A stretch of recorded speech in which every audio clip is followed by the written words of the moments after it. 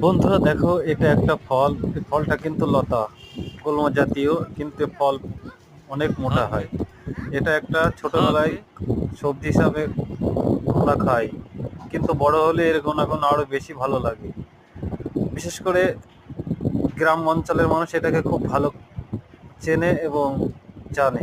এর সঙ্গে আরেকটা ফল মিশিয়ে কিন্তু এটাকে একটা আহ, খাওয়া হয়। তাই বন্ধুরা, এই ফলটিকে কেউ কোনো সময় দেখলে কমেন্টে জানাবেন এবং এর নাম কি বলে দেবেন।